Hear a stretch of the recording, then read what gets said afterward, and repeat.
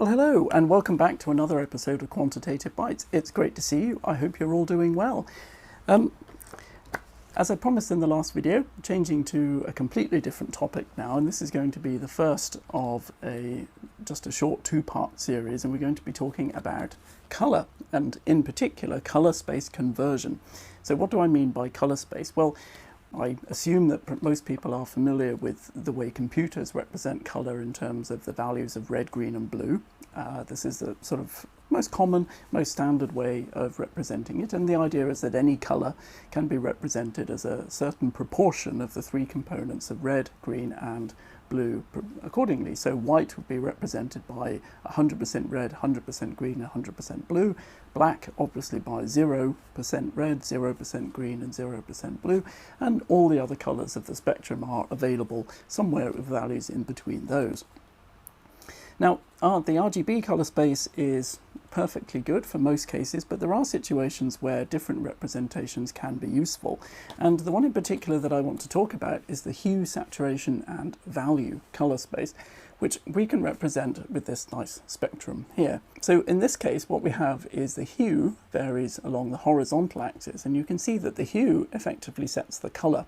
And this is a colour space is in a cylindrical coordinate system. So in order to show this properly, what I really need to do is to roll this around into a cylinder shape. Now this isn't going to be exact because my paper is quite stiff. I can't roll it exactly, but you'll get the idea. So if we roll that into as you can see, into roughly a cylinder shape, this is a better representation really of what's going on in the Hsv colour space. So now hue represents our position around the cylinder. Okay, so as we go around the cylinder, we're changing our hue. So hue varies from 0 here to 359 degrees, which would be over here. Okay, so as we go around the cylinder, we vary the hue. Okay, the saturation is now the vertical axis, so we go from 100% saturation at the top of our cylinder to 0% saturation at the bottom. And as you can see, what happens as we do that, the colour varies. So we have the full strength of our colours at the top,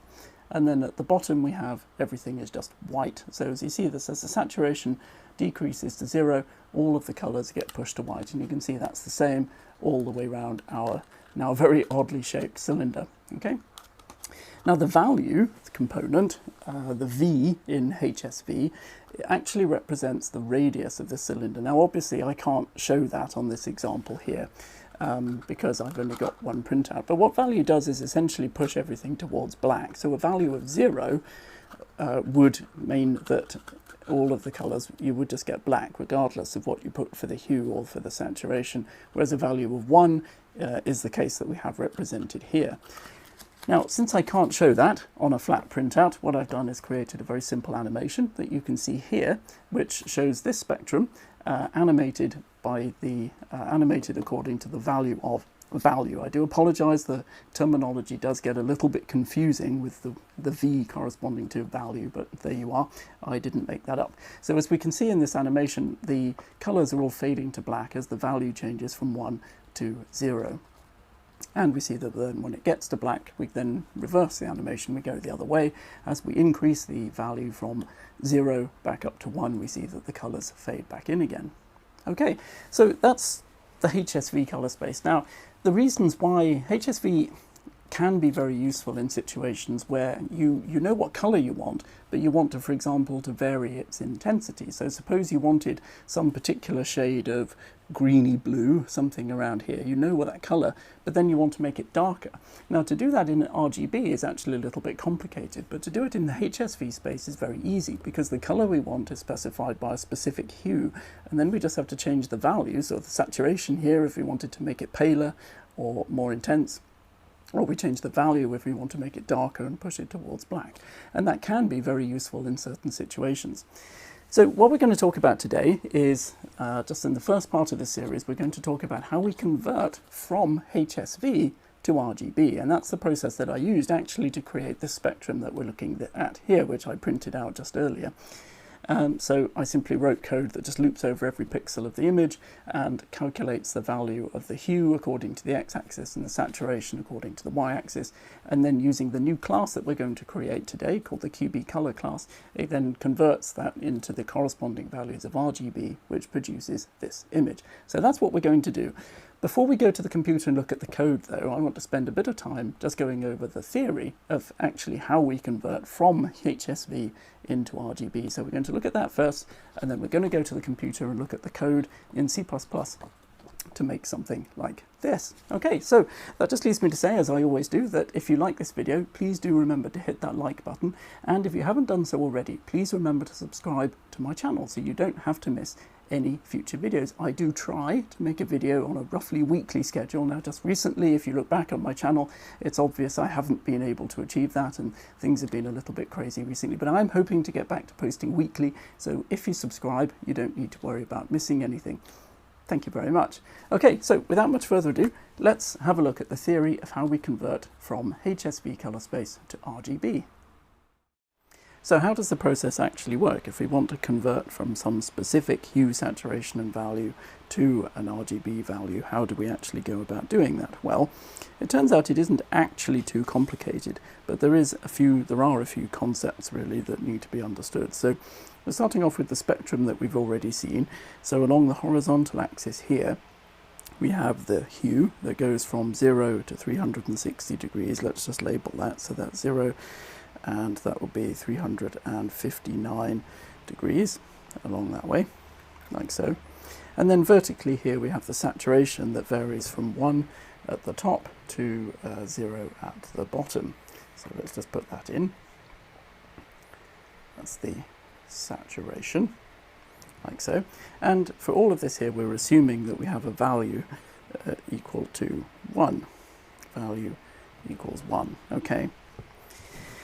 So let's just assume for the moment that we're also dealing with a value of the saturation that's 1. So we won't consider either the value or the saturation to start with. And let's just think about the hue. So what we want to do is, for any particular given hue, we want to calculate what the equivalent Rgb value would be for that color. Now, in order to illustrate how that works, I'm just going to put some lines down here, like so. And what we're going to do is we're going to divide this horizontal axis here that represents the hue into 6 equal steps. Now, apologies if I don't get these exactly right. I'm at a slightly odd angle to the board. So we're going to do that, and then put a line down there, and a line down there. These are meant to be 6 equal portions. Okay, they're not exactly equal, but I think you get the idea. Okay, and what we're going to do is we're going to represent our R, G and B values here, ranging from 0 to 1. Okay, so let's just put the dotted lines in to show these values. That's 0, and a dotted line there for 1. And then we're going to have a look at what actually happens to the red, green and blue values for all of the different values of hue. Now we're going to start with red. And for the first portion of the spectrum, starting from here, we can see that we are actually starting at red and it's fading through to yellow. So the first portion here, the first sixth of this range, so for this first portion, we can see that we need to be at 100% red. So red will be equal to 1. Now in the second portion, we're fading through from yellow into green. Okay, so clearly the contribution of red is going to decrease over that portion. So we have a negative linear gradient for the red down to 0. And then we're going from green through to blue. Okay, so clearly there's no red involved in that, so the red will stay at 0. And then this portion we're going from sort of cyan through to proper blue. Again, no red is involved, so it stays at 0. And then after that, now we're fading from blue, we're fading back into sort of purple and back to red. So clearly red is going to have to increase in its contribution. Whoops, that's gone very wrong. Let me just fix that. Okay, like so. All right, I'm going to put the black line back in. Right, and so what we have here then is a positive linear gradient for the red back up to 1, and clearly the red is going to stay at 1 throughout the last portion. So we can see that depending on which one of these 6 portions we are in, we can see the value of red is either going to be 1, 0, or it's going to correspond to a negative linear gradient between the spanning the 60 degrees of that segment, or a positive linear gradient spanning the 60 degrees of that segment. Okay, so that's red. Now let's look at what happens with green. Okay, so for the first segment, we can clearly see that we're fading from red through to yellow into green. So obviously green is going to be increasing. So we have a positive linear gradient for the green, like so. That's meant to be straight. Obviously, and then we're fading into green. So green is going to stay at 100%, and then green going through to cyan. So green stays at 100%, and then clearly as we go into blue, the contribution of green is going to decrease, so we have a negative linear gradient, and then very clearly as we go through blue and purple back to red, green stays at 0. So green starts with a positive linear gradient, stays at 1 through the second and third segments, fourth segment is a negative linear gradient, and then stays at 0 for the fifth and sixth segments. And now let's consider the case for blue. Okay, so blue very clearly is going to start at 0, so there's no blue involved in going from red to green. Okay, and there's no blue involved there as we fade through green either. Okay, but now the contribution of blue is going to increase as we go towards cyan, so we have a positive linear gradient there, and now blue is clearly involved in this blue section, so we have blue will stay at 1 for those 2 segments, and then the contribution of blue is going to fade again as we go into purple, so blue will fade to 0, like so. So we can see that in order to convert the hue into an equivalent value of Rgb, really all that we need to do is determine which one of these 6 segments that we're in, and then we can calculate what the appropriate values are going to be. So we see that in any one segment there are always 2 values that are constant. So we see in the first segment red and blue are constant, red is equal to 1 and blue is equal to 0, and then one colour will be given by a linear gradient, either positive or negative. So in this case, in the first segment here, green is a positive linear gradient. So depending on our value of hue between 0 and 59 degrees, we know that red will be 1, blue will be 0, and then green is going to be some value along this gradient proportional to where we are within the segment. And you can see quite clearly that we can simply do that for whichever segment that we're in, and we can calculate the values accordingly. So if we write that down, what we have here is red is equal to 1, green is a positive linear gradient, and blue is 0. And here we have red is a negative linear gradient, green is 1, and blue is 0. And here we have red is 0, green is 1, blue is a positive linear gradient, and here we have red is 0, green is a negative linear gradient, and blue is 1, and here we have red is a positive linear gradient, green is 0, and blue is 1, and then finally red is 1, green is 0, and blue is a negative linear gradient. Okay, so we can see quite easily, if we just simply identify which of the 6 segments we're in, we can then calculate exactly what our Rgb values will be.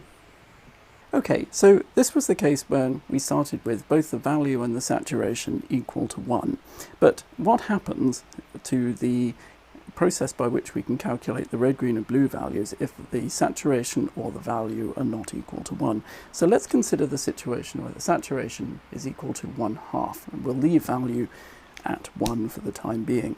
So the effect of varying the saturation, as you can see here, we go from a saturation of 1 at the top through to a saturation of 0 at the bottom.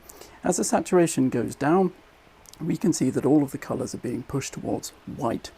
Now we know intuitively from our understanding of the red, green and blue colour space that in order to make the colours white means making the red, green and blue values all of the same. So if red, green and blue are all the same, then the colour is going to be white. And what happens is that the saturation tends to push the bottom of this up, okay? So in order to illustrate that, let me just carefully rub these out. Okay, now we have the dotted lines here for 0, just as before, and for 1, just as before. But what I'm going to do now is put in another line here at 0.5, like so. So for the situation where the saturation is equal to 1/2, we find that things are a little bit different. So what we get now is before, for the first segment, red will start out the same, because red is still the same for there, so we get that. But now instead of going linear gradient down to 0, we now have a linear gradient down to 1/2, and red will then continue for 2 segments, a positive gradient back up to 1, and will then continue. Okay, so we can see we have 2 segments where red is 1, 2 segments where red is 1/2, and 2 segments where red has either a negative or a positive linear gradient, just as before. And the situation is, as you can see, imagine, pretty much the same for green, except we start at 1/2, like so, and then the green is constant for 2 segments, linearly decreases to 1/2, and is constant at 1/2 for 2 segments.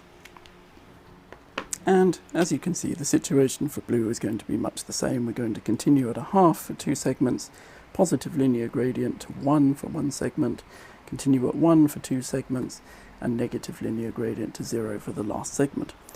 So what actually happens is when we decrease the value of the saturation, we're essentially pushing all of the values up towards 1, which of course will push them up closer to white. And we can see halfway along here, for a saturation of 1/2, the colours have become paler, they've pushed towards white, which we know intuitively happens when we push the RGB values together. So we're essentially compressing the range, the difference between the maximum and minimum values for the RGB values are being compressed. That range is being squished, if you like, as we change the value of the saturation. Okay, so that was the situation for a value equal to 1 and saturation equal to 1/2. But what happens if we make the value equal to 1/2 as well? This should serve as quite a good illustration for how the process really works. So in order to show that, what I'm going to do, I'm going to erase these again. Let's just rub those out, like so. Okay, put the dotted lines back in, dotted line there for 1, and the dotted line at 1/2. What I'm going to do now, though, is I'm going to add one more dotted line here at 1/4, like so. Right. So it turns out that the value essentially acts as a multiplier. So everything that we had before, we're essentially going to now multiply by the value, which now is 1/2. So previously the value was 1, so anything multiplied by 1, of course, stays at 1. So the previous example, anything that was equal to 1 is now going to be equal to 1 multiplied by 1/2, which is, of course, 1/2. Anything that was previously equal to 1/2 is now going to be 1/2 multiplied by 1/2, which is, of course, 1/4. So what we're going to end up with now is our first segment, red, is going to be a value of 1/2. Okay, and it's then going to have a negative gradient down to 1/4, where it's going to stay for 2 segments, and then a positive linear gradient back to 1/2, where it will stay for the last segment. And much the same for the green. It's going to start with a positive linear gradient from 1/4 to 1/2, and it will stay at 1/2 for 2 segments, a negative linear gradient from 1/2 to 1/4, and then stay constant at 1/4 for 2 segments. And blue stays constant at 1/4 for 2 segments, linear positive gradient to 1/2, stays at 1/2 for 2 segments, and linear negative gradient back to 1/4. So what's really happened there is that the values that we had before, originally, for the very first example, we had values between 0 and 1, which spans the full range. So that corresponds to value of 1 at saturation of 1, which is at the very top of this plot, so the full intensity and brightness of the colours, if you like. And then when we decrease the saturation to 1/2, it had the effect of moving all of those colours up towards 1, pushing the R, G and B values up towards 1. So then we had a span between 1 and 1/2. And then when we change the value to 1/2, that essentially acts as a multiplier. So everything there is then multiplied by 1/2, which means we now have values between 1/2 and 1/4. So from that we can see exactly what the effect is of changing the value and the saturation. So that we can see, in order to calculate the RGB values from any given Hsv value, we first of all have to calculate which of these 6 segments we're in, And we then know, based on that segment, we know which of Rg and B is going to be constant at the maximum value, and we know which of Rgb is going to be constant at the minimum value, and we know which of Rg and B is going to be either a positive or negative linear gradient.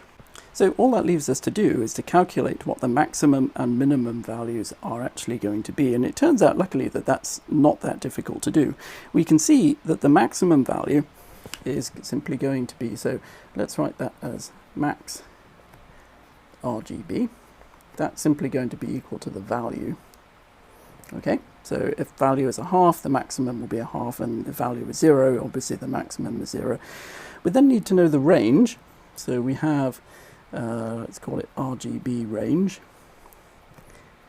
So the range is actually going to be the value multiplied by the saturation.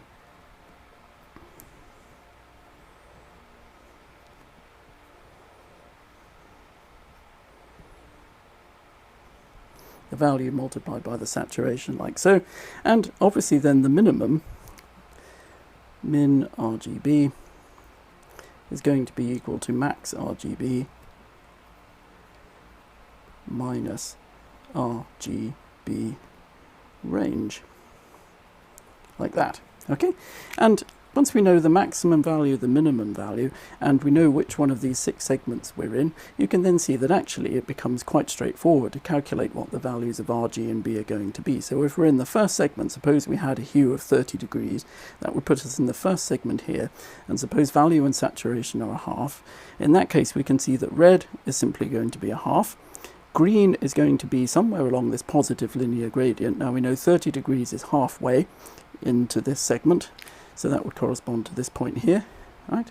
So we know then that the value for green is going to be halfway between a quarter and a half, which will be, of course, okay, so yes, so that's going to be halfway between a quarter and a half, which we know is obviously 3/8 there. Okay, and of course we know the value of blue is 0. So for a hue of 30 degrees, a value of a half and a saturation of a half, we know that we have a red of a half, a green of 3/8, and a blue of 1/4. And that is the Rgb value that we need. And then obviously you could repeat that for any of those particular segments. I think that will become much more clear when we go to look at the code at the computer, which we're going to do in just a moment. Okay, so here we are at the computer, and actually just want to have a look at how I've structured the code for this. It's really very simple. We just have main.cpp and capp.h and capp.cpp that we have for every project that we do using the SDL2 library. All of my previous videos pretty much follow the same structure. And then I've created a separate pair of files, qbcolor.h and qbcolor.cpp, to handle the new class called Qbcolor that's actually going to take care of managing our color space and color space conversions. So let's just have a look at the actual code itself, what we have.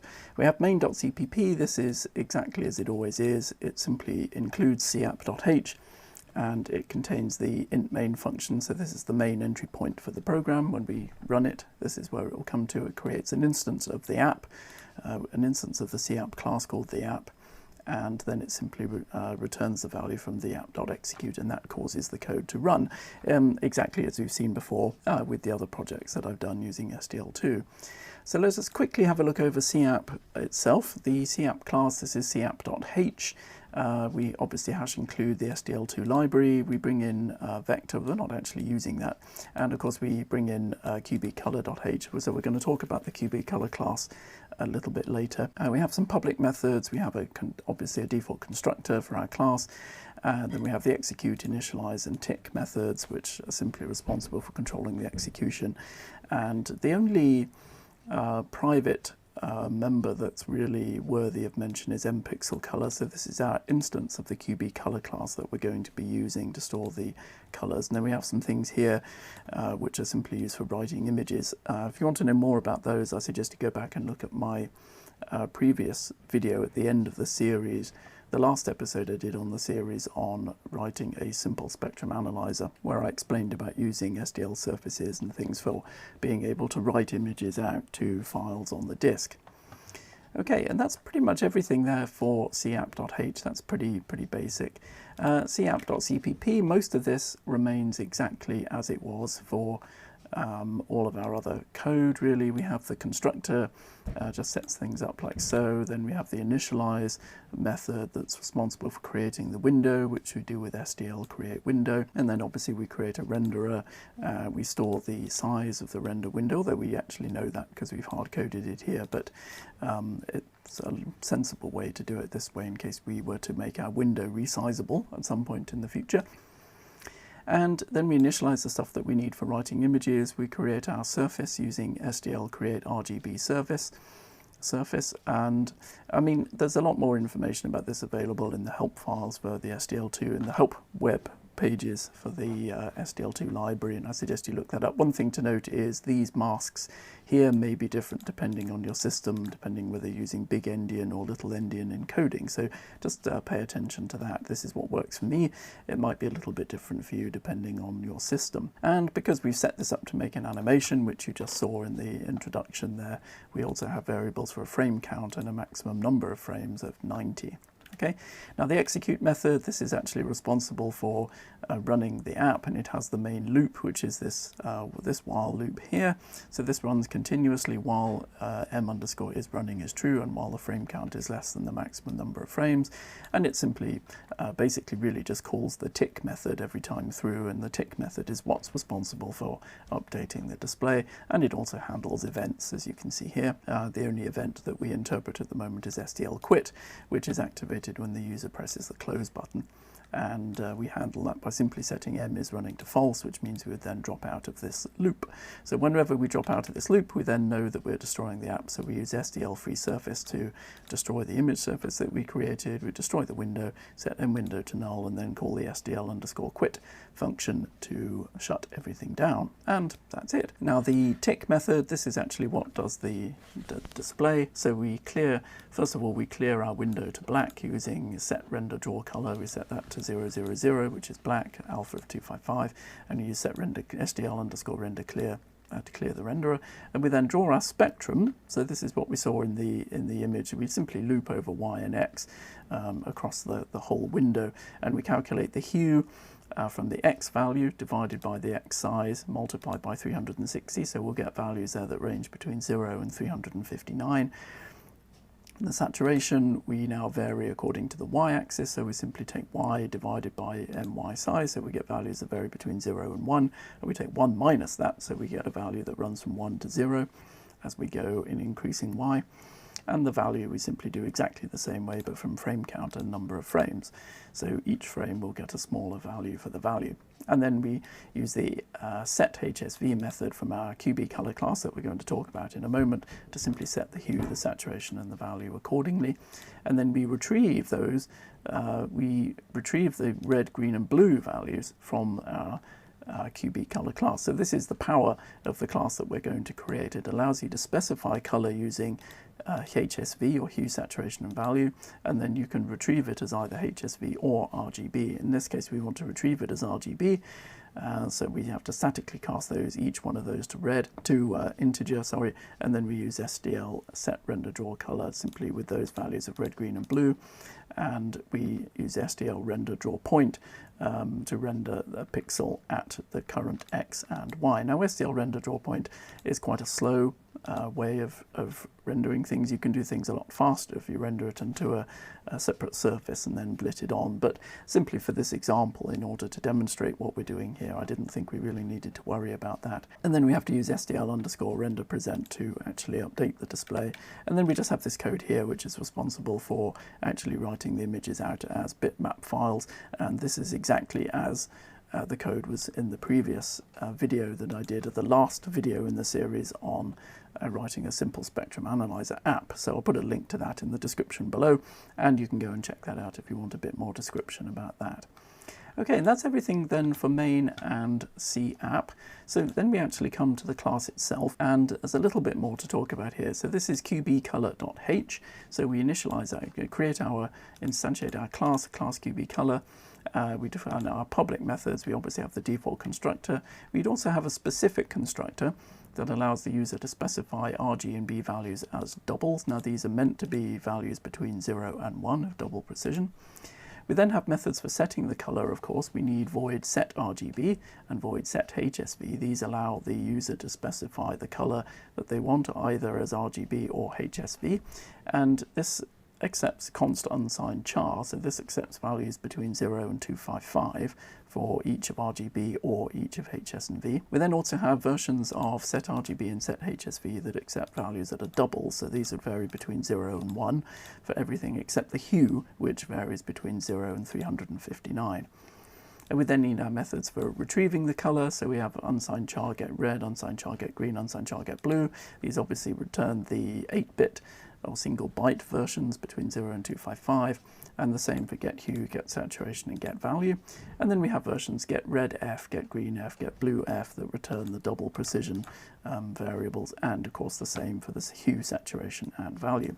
Now internally, so in our private variables, we're going to store our red, green, and blue and our hue, saturation, and value using double precision floating points, and then we'll convert to whatever we need to only when necessary. And of course we have our compute HSV and compute RGB functions that we need to actually compute those. So the point is, if the user uses set HSV to set the color, we then need to call the compute RGB function in order to calculate the equivalent color in the RGB color space, and vice versa. If the user uses set RGB to specify the color, we're going to call compute HSV, which will then calculate the equivalent color in the hue, saturation, and value color space. And that is everything really for qbcolor.h. So let's go and have a look at qbcolor.cpp. So the first thing really to mention here is the use of the default constructor. This simply sets everything up to qbcolor : qbcolor, and we simply set mred, mgreen, mblue all to 0, and the same for the hue, saturation, and value, everything to 0. Pretty basic. The specific constructor accepts as input RG and B as doubles, so we know we're storing our values internally as double precision floating points, so we simply store the red, green, and values, and then we call the compute HSV function to calculate what the equivalent hue, saturation, and values would be. And we then need the methods to set the color, set RGB and set HSV. I think these are fairly obvious. Because we're storing everything as doubles, we have to convert. So these accept 8-bit integers, so const unsigned char for red, green, and blue.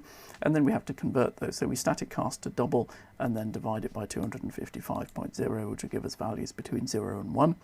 Now set HSV is exactly the same, except notice that we are converting the hue to vary between 0 and 359, so we multiply that by 360 instead of 255, but other than that it's exactly the same.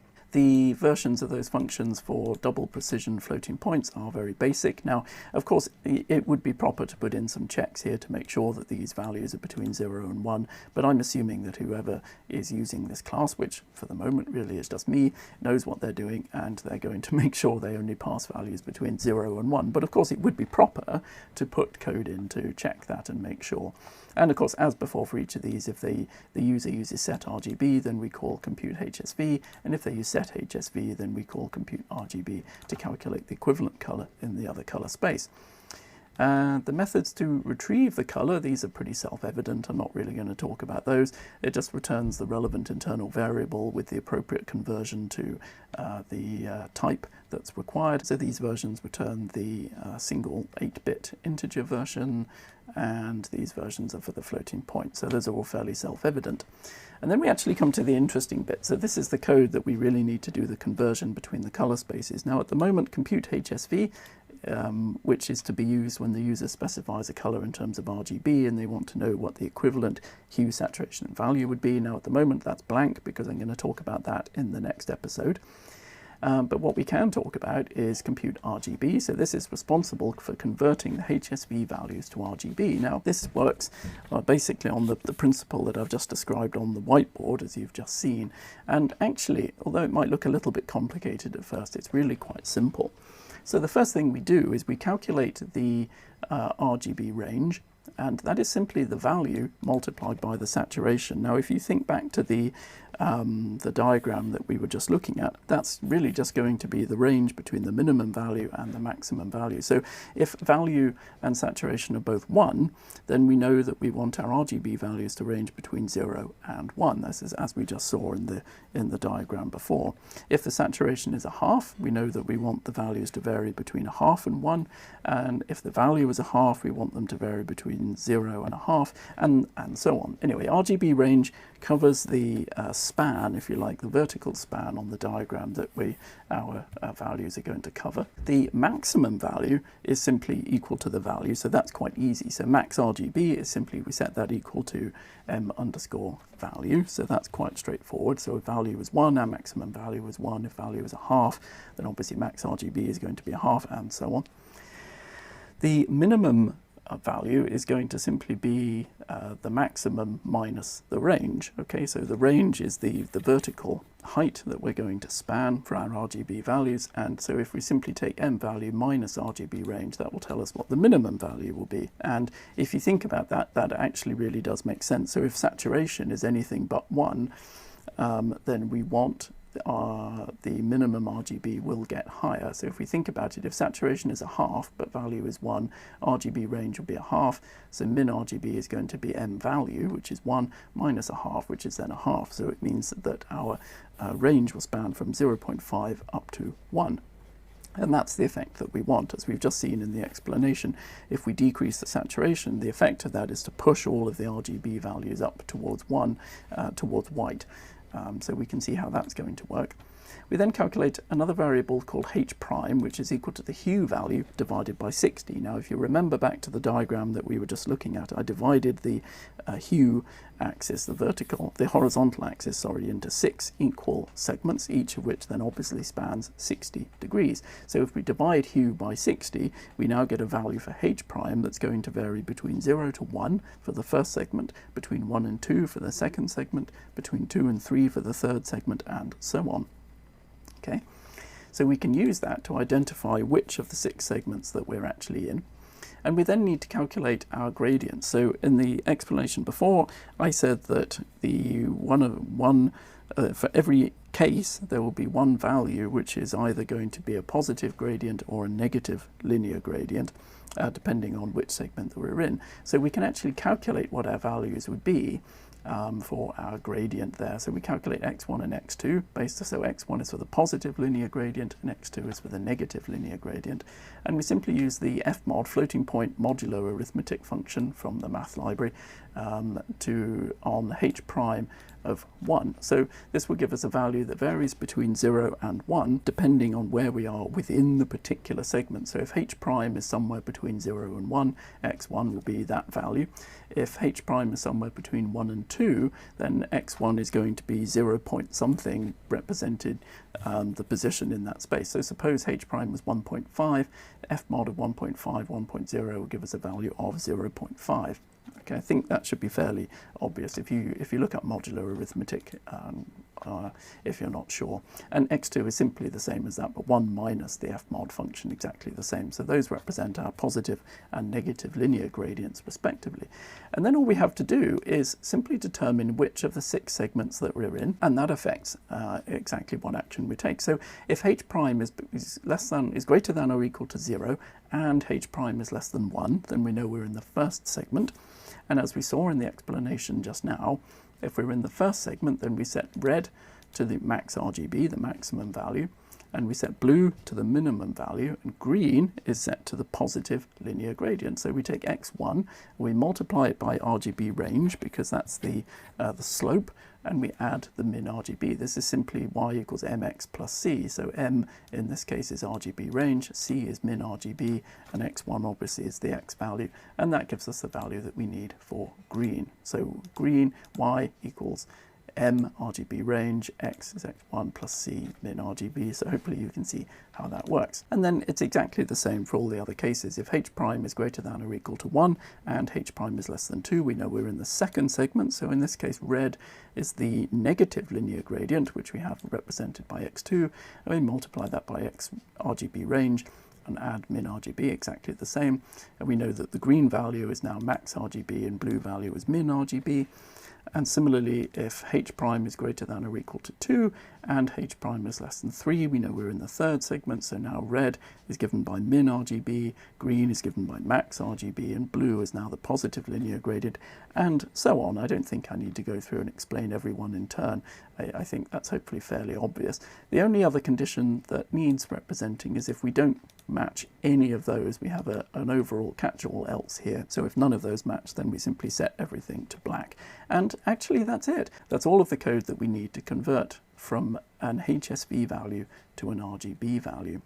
So we can actually use that, as we've just talked. If we go back to capp.cpp, we are using that function to compute a spectrogram. So we calculate our hue, our saturation and value based on the position within the window, and then we use, we basically just pull out the red, green and blue values from our Qbcolor class, and we should, if everything works correctly, get a nice display of a spectrum. So if we just have a look at that, if I go to the terminal window and I can just run make, I've configured a make file for this before. So this will just run through and compile everything like so. And then if I run the function with /main, then we get this. Let me just move that into the right place. So we see we get a nice spectrum there, and this will animate over the different values of the value. So it starts with a value of 1 and progressively decreases the value towards 0, and you can see it gets darker as it does that. Where hue varies from 0 to 359 degrees across horizontally, and saturation varies from 1 to 0 vertically. And we see the animation exactly actually as we saw as part of the introduction just now. So we can see that that code is all working as it should. Okay, that will just fade to black, that's fine, and will then end. And there we go. That's basically it. That is the code that we need to do the first part of the conversion. And as I said, what we're going to look at in the next episode will be how we convert the other way. So this code converts from Hsv to Rgb, and we're going to look at creating the equivalent function to do the conversion the other way in the next episode. So there we go. That's everything that I wanted to talk about today. As I said at the beginning, this was the first part of a two-part series. So in the next video, we're going to look at how we convert the other way. How, if we're given a value, a color in terms of RGB, how do we convert that back to the Hsv color space? Obviously, it's more useful if we can convert both ways, so that is quite important. But for the moment, I think I've rambled on for long enough, and I think we should leave it there. I really hope you've enjoyed the video. If you've liked it, please remember to hit that like button, and if you haven't done so already, please do remember to subscribe to my channel so you don't have to miss any future videos. So listen, I really hope you've enjoyed the video. It's been a great deal of pleasure making it, and I really look forward to seeing you in the next one. Thank you very much for watching. Bye.